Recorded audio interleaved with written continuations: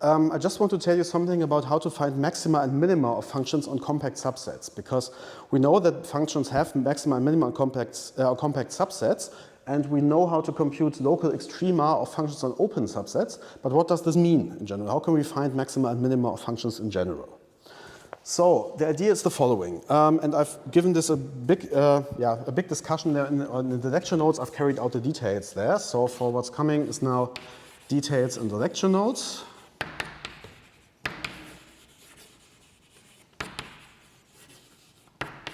How do you find the extrema, the maximum and the minimum of a function on a compact subset?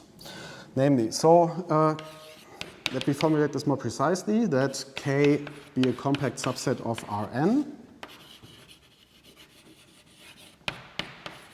Assume that f is a function from K to R which is continuous. So we know from the chapter on metric spaces that it has a maximum and a minimum. And assume that the restriction to the interior of K, which is the biggest open subset inside of K, from the interior of K to R, is twice differentiable. Continuously differentiable, sorry. Continuously differentiable. The question is now how to find the maximum of all x in K, f of x, and the minimum.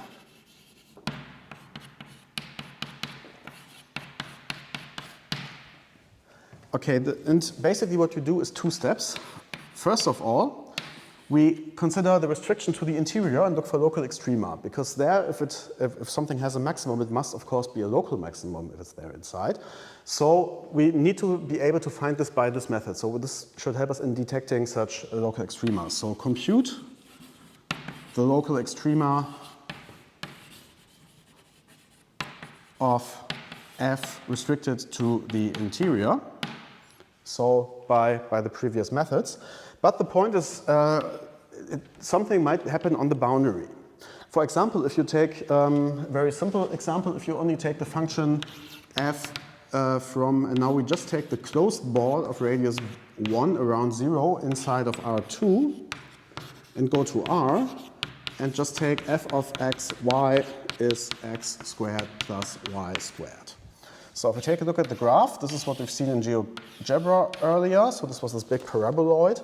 But here this means we only take the part of the graph which lies over a certain circle here in this xy coordinate plane. So we get only part of the paraboloid and we stop at some boundary here. Whoops.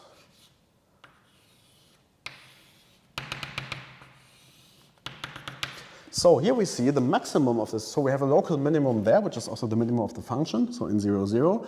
But what is the maximum of f on this closed disk? So the question is, kind of how do we get this? And here we see that the maximum is, of course, taken here on the boundary of that disk, because there we are on the boundary of this part of the paraboloid.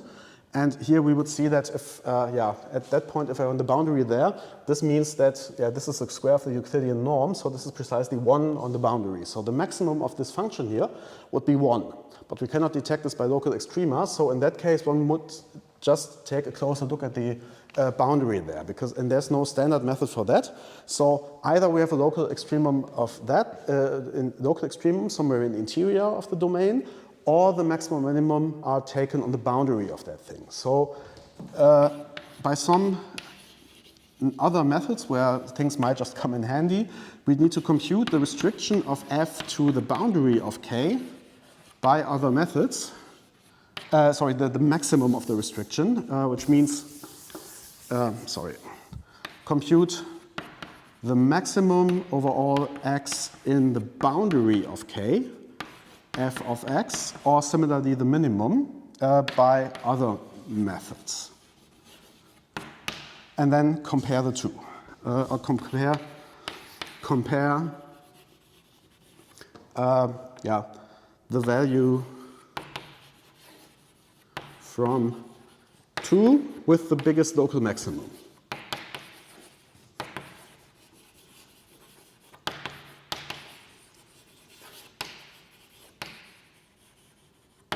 Because we might also have a function which kind of I don't know, which is just not going downward, but assume that on 0 we would have a peak where somehow it would rise up again, and we would have something, oh, that's hard to draw now.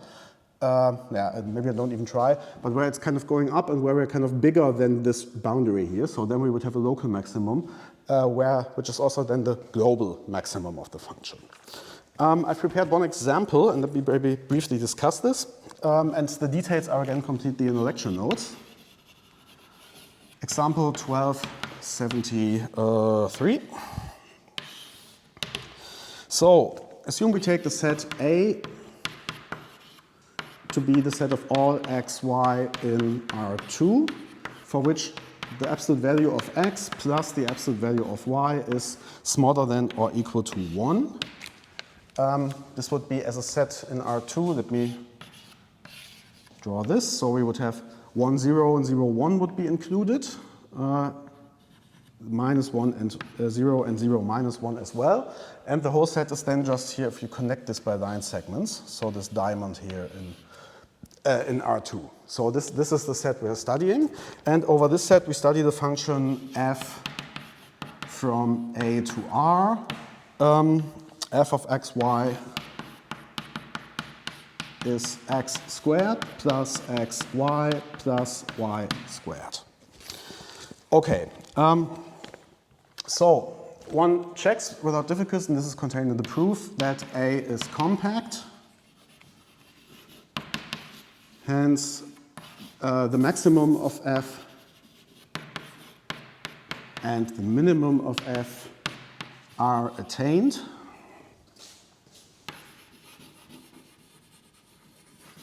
So what we need to do is now to carry out this procedure of computing local extrema and the boundary values, and this is what I will do after erasing, and then we will see how to get the maximum and the minimum out of that. So the first step is to determine the local extrema in the interior. So determine the local extrema of f in the interior. Now the interior of the set A, this is by construction. If you understood what the interior does, this is easy to see. This time we have that the absolute value of x plus the absolute value of y is strictly smaller than 1. The rest is the boundary of that. Okay, so how do we do this? We consider the partial derivatives. So first of all, f is, I don't write this in detail again, f is a polynomial, so it's continuously partial differentiable as often as you want. So we particularly get that the first derivative of f in xy, so just by construction we had x squared where the derivative is 2x, plus xy where the derivative is y, plus y squared, which vanishes the derivative, that this is the derivative there, and analogously we get that the second partial derivative of f in xy is x plus 2y. So the critical points of f, of x, no. The gradient in xy is 0 if and only if these two are 0. So 2x plus y is 0 and x plus 2y is 0. And there's a simple computation, so then it follows with a bit of computation that the only solution of this is xy is equal to 0, 0. So this is the only critical point. Okay, what about the Hessian? We further compute.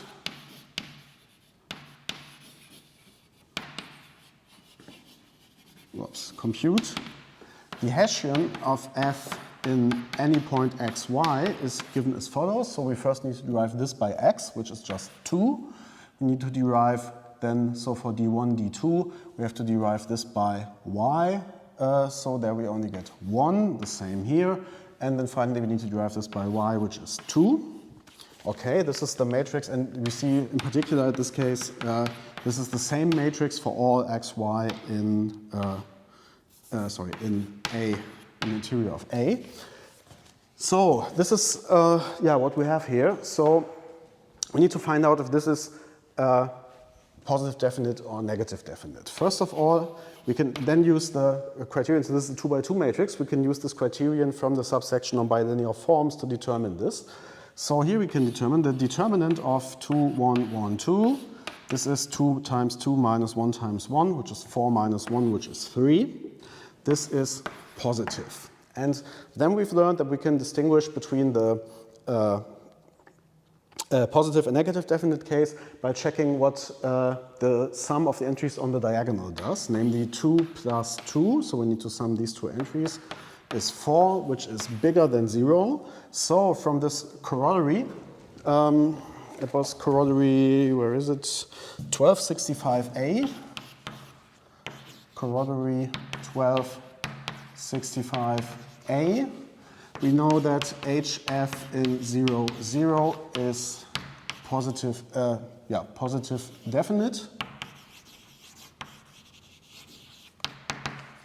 And this means F has a local minimum in 0, 0, local minimum 0, 0.